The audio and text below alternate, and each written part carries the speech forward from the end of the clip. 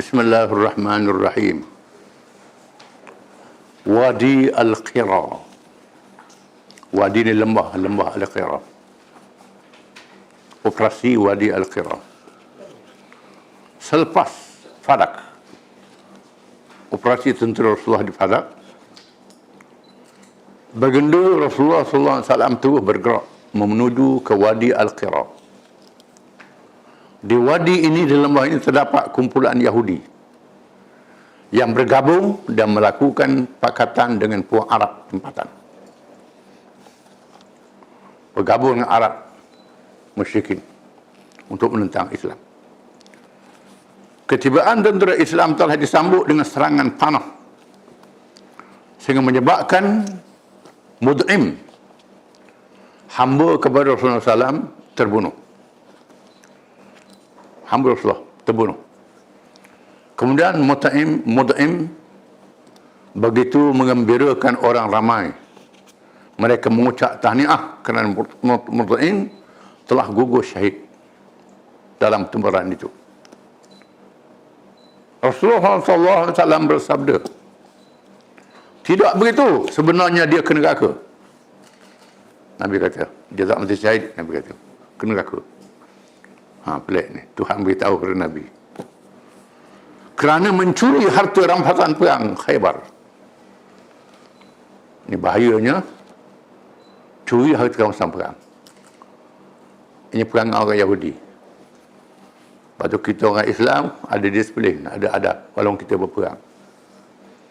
Setelah mendengar sabda Rasulullah SAW itu, tiba-tiba ada seorang sahabat tampil ke hadapan, menyerahkan satu atau dua tali sepatu yang dicurinya.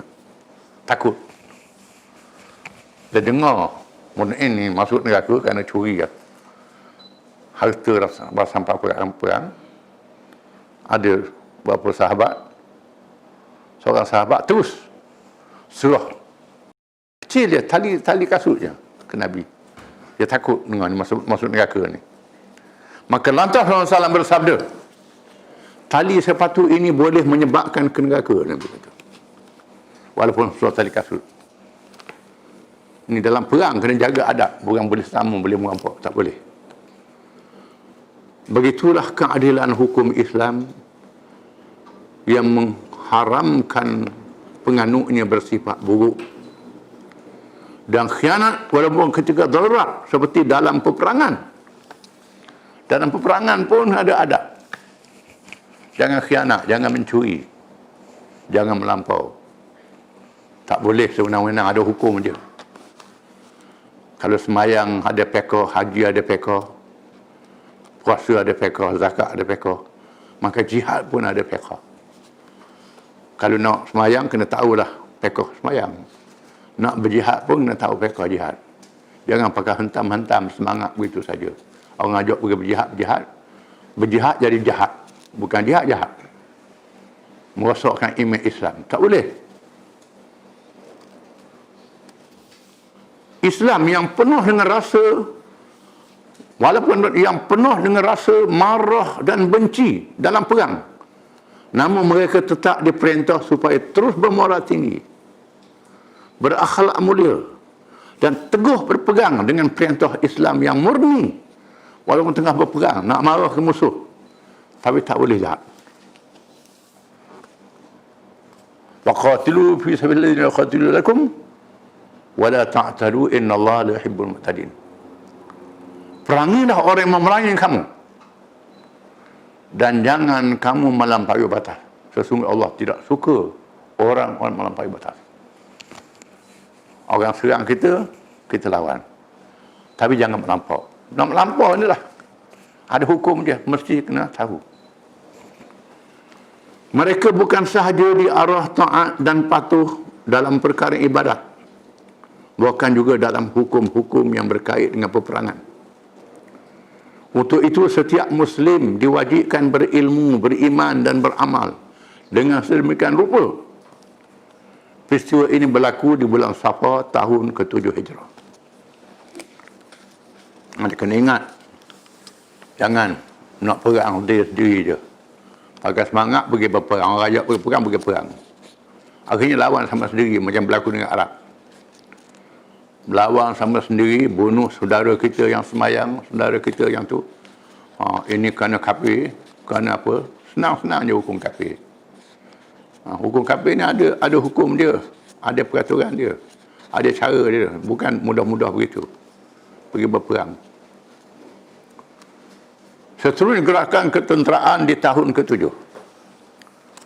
Setelah berjaya mematahkan beberapa sayap penting musuh dalam peristiwa Ahzab, Rasulullah SAW terus menggerakkan bala tentera Islam untuk mematahkan kumpulan bersenjata kaum Badawi yang berada di sekitar padang pasir Najd. Najd ni ialah di tengah semenanjung Arab. Hari ini dalam kawasan Riyadh dan kawasan sekitarnya. Ini Najd. Kaum Badawi ini terkenal dengan ganas. Kaum Badawi di kawasan itu begitu aktif dengan gerakan menyerang dan merampok di kawasan berkenaan. Mereka tidak menetap di perkampungan tertentu atau di dalam kota-kota yang khusus. Mereka bergerak secara berpindah randah dari satu tempat ke tempat yang lain. Keadaan ini agak menyukarkan bagi menghadapi dan mematahkan kegiatan mereka. Namun mereka tidak boleh dibiarkan. Quran sebut al-Arabu asyaddu kufran wa nifaqan. Orang Arab Badawi ini paling kafir dan paling munafik. Quran bersebut begitu. Tidak mudah menangani mereka. Untuk mengatasi perkara ini, Rasulullah SAW telah mengatur strategi dengan mengambil langkah-langkah perlu yang boleh menggerunkan mereka. Di antaranya ialah menggempur mana-mana yang dapat ditemui bagi tujuan menakutkan yang lain. Pastilah gerakan mencari di padang pasir. Padang pasir ni payah, bukan macam hutan. Dari jauh anda nampak. Payah, operasi yang payah. Satu operasi ketenteraan yang diberi nama Zatul Riqa'. Nama operasi ini Zatul Riqa'. Kita akan mengapa nama dia akan ditekan kemudian. Telah dirancang oleh Rasulullah SAW. Kebanyakan ahli sejarah mengatakan operasi ini berlaku pada tahun ke-4 Hijrah. Kebanyakan mereka.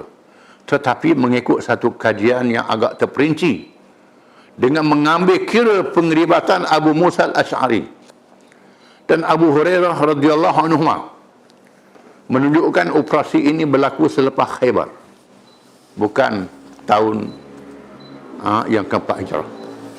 Berlaku selepas Khaybar, iaitu pada bulan Rabiul Awal tahun ke-7 Hijrah.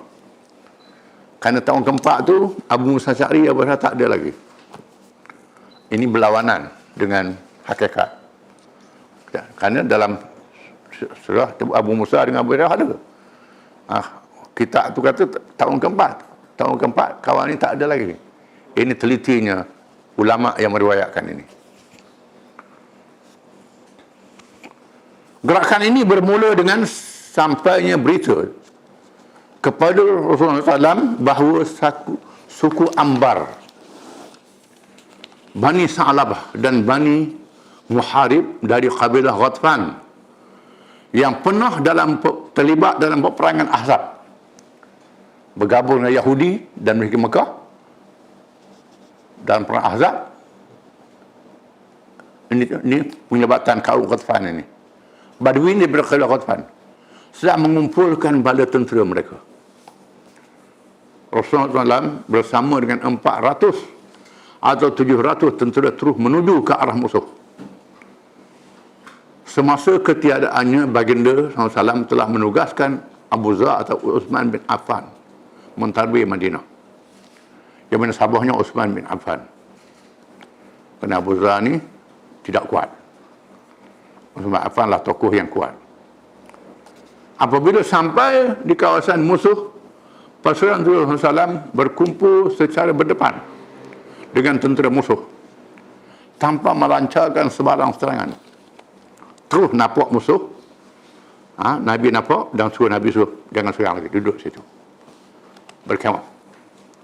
Di dalam peristiwa inilah berlakunya salat Syiddatul Khawf, salat ketika berdepan dengan bahaya yang menakutkan. turun hukum sembahyang secara khauf. Cara solat yang dilakukan adalah secara bergilir dengan dua pasukan yang masing-masing bersolat 2 rakaat. Dan semuanya berimamkan Rasulullah SAW. Baginda sendiri bersolat 4 rakaat. Pasukan pertama sembahyang ikut Nabi 2 rakaat, mufaraqah. Pergi. Yang kedua ikut, sambung 2 rakaat kemudian. Jadi semuanya mengimamkan Nabi SAW. Nabi sembahyang 4, yang lain sembahyang 2-2. Suasana perang. Tak bolehlah aku nampak juga. Tugas begitu. Tugas perang lebih besar lagi ni. Mengikut Al-Imam Al-Bukhari, dinamakan peperangan Zatul Riqa'.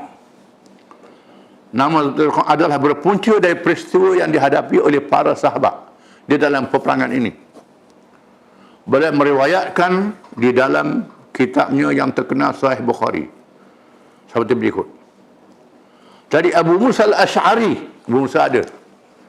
Abu Musa ni datang selepas Khaybar, sebab bukan tahun yang keempat. Ini membetulkan Imam Bukhari ini. Beliau menceritakan kami menyertai Rasulullah SAW dalam keadaan menunggang seekor unta seramai 6 orang. Tak cukup. Seekor unta naik 6 orang. Tiba-tiba ada di kalangan kami yang mengalami pecah tapak kaki. Dan aku sendiri mengalami tercabut beberapa kuku jari kaki. Sehingga kami terpaksa membalut kaki dengan cebisan-cebisan kain. Terpaksa koyokkan kain untuk balut kaki yang luka, kuku yang tercabut. Yang disebut dalam bahasa Arab dengan perkataan ar-riqa', sempurnanya. Maka peristiwa ini dinamakan dengannya. Imam Bukhari juga meriwayatkan dari Jabir radhiyallahu anhu. Jabir bin Abdullah radhiyallahu anhu. Jabir dan ayah dia dua sahabat Nabi. Jabir radhiyallahu anhu, kalau sebut Jabir bin Abdullah radhiyallahu anhu, bahawa dalam peperangan ini kami telah memilih pokok yang rindang untuk Rasulullah SAW berteduh. Mereka pilih pokok yang rindang untuk Nabi. Nabi berehat. Mereka ambil pokok yang kecil-kecil saja. Beri rehat pada Nabi, menghormati Nabi. Manakala kami semua berteduh di pokok-pokok yang berada di kelilingnya. Kami duduk keliling, Nabi duduk pokok masing-masing. Tengok panas, Nabi duduk pokok yang rendah. Oleh kerana terlalu letih menyebabkan kami semua tertidur. Letih berperang, semua tidur. Tiba-tiba seorang musuh di kalangan Badawi yang liar dan ganah itu berjaya membolosi kami. Musuh boleh masuk, tak sedar. Sehingga dia dapat menghampiri Rasulullah SAW. Sabar kat pokok Nabi tidur. Dan mengambil pedang baginda yang disangkutkan di dalam pokok. Nabi sakut pedang di dalam pokok. Baru dia datang, dia tak sedar, dia ambil pedang. Rasulullah SAW terjaga ketika pedangnya terhunus di tangan musuh tersebut. Pedang di tangan Badui. Dia terus bertanya kepada Rasulullah SAW, adakah awak takut padaku? Katanya Nabi, kamu takut padaku? Baginda Rasulullah bersabda, tidak. Nabi kata, tidak, aku tak takut. Nabi tangan saja, ni hebat Nabi ni. Aku tak takut. Dia bertanya lagi, siapakah yang dapat menghalangku membunuhmu? Dia tanya Nabi. Sekarang siapa dia yang boleh jagamu daripada aku bunuhmu? Jawab baginda Rasulullah, Allah, kata Nabi. Tiba-tiba tangan Badui itu menggeletar dan pedang itu jatuh. Sebut Allah tu, jatuh pedang. Geletar tangan, jatuh. Rasulullah SAW terus mengambil pedang tersebut dan mengacunya ke arah musuh tadi itu. Saya bersabda, Nabi ambil pedang balik. Akaklah ke dia. Nabi tanya, siapakah yang dapat menghalangku bertindak ke atasmu? Nabi tanya, dia balas. Sekarang siapa dia? Aku boleh lindungimu. Si Badawi itu menjawab, kamu jadilah orang yang baik yang menggunakan pedangmu itu. Pedang itu. Takut dia. Baginda SAW bersabda, mengucap dan percayalah bahawa tiada Tuhan yang sebenar melainkan Allah, dan aku ini Rasulullah. Nabi ajak masuk Islam. Ajak suruh mengucap dua kalimah syahadah. Badawi itu menjawab, aku berjanji tidak lagi memerangimu dan menyertai orang-orang yang memerangimu. Dia tak masuk Islam. Dia berjanji saja. Aku berjanji, aku tak akan perang denganmu lagi. Aku tak ikut siapa yang berperang denganmu. Akhirnya Rasulullah SAW membebaskannya. Nabi bebaskan dia. Diriwayatkan bahawa dia memberitahu kepada kaumnya. Dia beritahu kepada puak dia, aku berjumpa dengan manusia terbaik yang tidak pernah aku menemuinya, kata dia. Aku tak berjumpa lagi orang yang baik macam ini. Aku nak bunuh dia, dia boleh lepas aku. Akhirnya dia menganut Islam, masuk Islam. Ni, masuk Islam. Menurut Al-Bukhari, namanya Ghawras bin Al-Harith. Nama dia. Dan menurut riwayat Al-Waqidi, namanya Da'thur. Ini khilaf. Ada juga di kalangan ulama yang mengatakan bahawa kejadian itu merupakan dua peristiwa yang berlainan masa. Tempat dan baru yang berlainan. Ada juga mengatakan yang riwayat Bukhari itu lain, riwayat Al-Waqidi lain. Peristiwa yang berlainan. Boleh jadi. Boleh jadi peristiwa yang sama. Kisah ini disebut oleh Imam Nawawi dan kitab Riyadhus Salihin. Cerita Riyadhus Salihin ada kisah ini. Dalam peristiwa tadi Rasulullah SAW telah menunjukkan akhlak yang sangat mulia dan terpuji di sisi Allah. Seperti yang disebut di dalam Al-Quran. Alladzina yunfiquna fis sarai wad dharai wal kazimin al ghadab wal 'afina 'anil nas wallahu yuhibbul muhsinin. Orang-orang yang membelanjakan hartanya baik di waktu lapang maupun sempit, dan orang-orang yang dapat menahan diri ketika marah dan memberi kemaafan kepada manusia yang bersalah. Ayat Surah Al-Imran, ayat 124. Ayat ini sifat orang yang muttaqin. Ulaika humul muttaqun. Mereka yang bertakwa. Yang bertakwa itu ialah yang disebut alladzina yunfiquna fis sarai wad dharai wal kazimin al ghaiza wal 'afina 'anil nas wallahu yuhibbul muhsinin. Di antara mereka bertakwa itu ialah orang yang membelanjakan harta di masa senang dan susah, yang sanggup menahan kemarahan. Dia marah, dia tak dapat tahan kemarahan dia, dan memaafkan orang walaupun dia marah. Allah mengasihi orang yang melakukan kebaikan. Ini adalah sifat takwa. Sifat takwa itu banyaklah, membelanja, sembahyang, puasa dan lain-lain. Termasuk takwa itu sifat yang tersebut ini. Peristiwa ini juga menunjukkan tentang ketinggian sifat tawakal kepada Allah yang tertanam dalam diri Rasulullah SAW. Sifat inilah yang melayakkannya mendapat pertolongan luar biasa daripada Allah, yang memelihara hambanya yang bertawakal. Orang yang hebat tawakal ni berlaku luar biasa pada dia. Dia tawakal kepada Allah Ta'ala, berlaku luar biasa. Karamah. Kalau Nabi, mukjizat. Peristiwa di atas menunjukkan tidak ada paksaan menganut Islam. Menunjukkan bahawa kita tak boleh paksa orang masuk Islam. Di sini Nabi tak paksa dia masuk Islam. Nabi suruh dia mengucap dua syahadah, dia tak mahu masuk Islam, sila, maafkan. Akhirnya dia masuk Islam tanpa paksaan. Seseorang yang menganut Islam mestilah dengan rela hatinya dan secara ikhlas. Menganut Islam secara paksa hanya melahirkan golongan munafik yang tidak berfaedah. Kita paksa orang masuk Islam kerana kita paksa. Tak masuk Islam aku pukul, tak masuk Islam aku bunuh. Dia masuk Islam juga. Masuk Islam tipu. Buat apa? Masuk Islam mesti dengan hati yang ikhlas. Pendekatan demikian menunjukkan kemurnian ajaran Islam, yang akhirnya berjaya menarik orang yang paling keras dan beba menerima Islam dengan penuh keikhlasan. Dan Islam telah berjaya mengubah hati dan akhlaknya. Ini sebab Islam berjaya mengubahkan orang Badui yang paling keras hatinya jadi paling lembut, berakhlak mulia. Tarbiyah iman dengan sebab menanamkan keikhlasan dalam diri. Dalam peperangan ini juga berlakunya peristiwa dua sahabat yang ditugaskan untuk berkawal. Mereka ialah Abbad bin Bashir dan Ammar bin Yasir radhiyallahu anhu. Berlaku peristiwa dalam perang ni. Banyak peristiwa berlaku ni. Dua orang sahabat, Abbad bin Bashir dengan Ammar bin Yasir radhiyallahu anhu, ditugaskan untuk berkawal. Abbad yang sedang bersolat di panah musuh. Manakala Ammar pula yang sepatutnya berkawal tiba-tiba tertidur. Abbad berkawal, Ammar tidur. Tertidur. Abbad kena panah. Abbad meneruskan solatnya sehingga salam.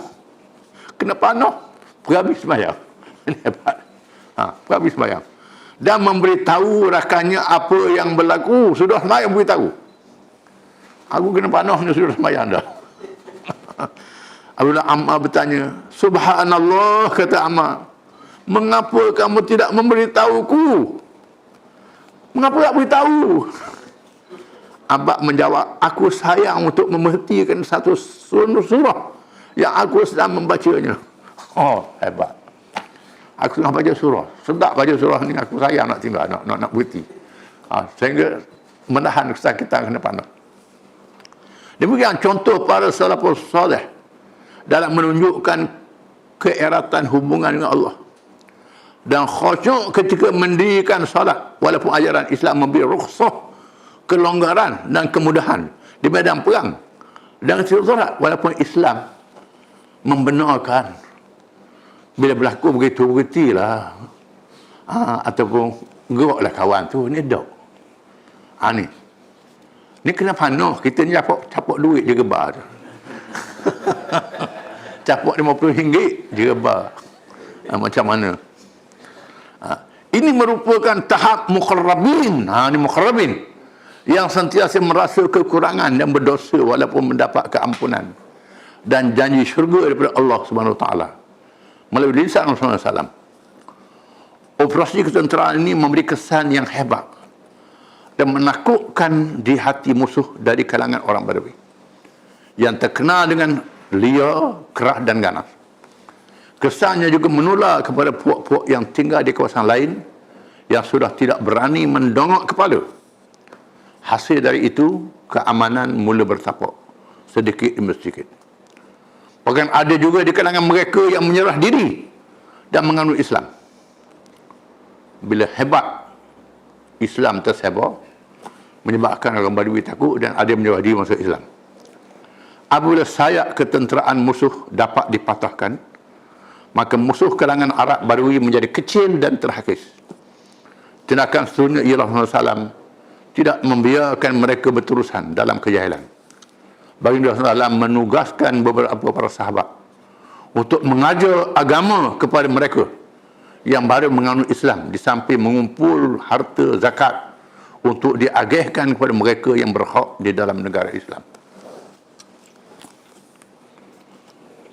Tentera yang dihantar oleh Rasulullah SAW untuk mengawal orang baru ini dilakukan secara kecil-kecil. Pasukan kecil. Rasulullah SAW telah menugaskan pasukan kecil yang dipertanggungjawabkan kepada ketua-tua yang dilantik di kalangan sahabat radhiyallahu anhu. Strategi yang dilakukan itu telah mencapai kejayaan yang besar dan meninggalkan kesan yang menggalakkan kepada perkembangan Islam. Pasukan itu ialah pasukan Ghalib bin Abdullah Al-Lisi untuk menghadapi Bani Maluh di Qadid. Pasukan Umar bin Al-Khattab untuk menghadapi Hawazin di Turbah. Pasukan Bashir bin Sa'ad Al-Ansari untuk menghadapi Bani Murrah di Farak.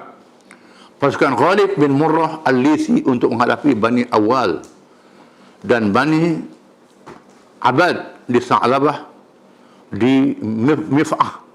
Pasukan Abdullah bin Rawahah dihantar ke Khaybar bagi menghadapi Bashir bin Ghazam yang mengumpulkan Ghazfan untuk menyerang umat Islam. Pasukan Bashir bin Sa'ad sekali lagi digerakkan untuk menghadapi puak-puak di Yaman dan Jabar yang mengancam umat Islam. Pasukan Abil Hadrat Al-Aslami bagi menghadapi puak Jasham bin Muawiyah di Ghabah, keseluruhan pasukan-pasukan tersebut telah mencapai kejayaan dengan beberapa rampasan dan meninggalkan kesan ketakutan ke dalam hati musuh dan memberi kehebatan kepada Islam dan negaranya yang melindungi dakwah dan menyebarkan kebenaran dan keadilan untuk semua. Ini gerakan yang berlaku di masa ini. Wallahu a'lam.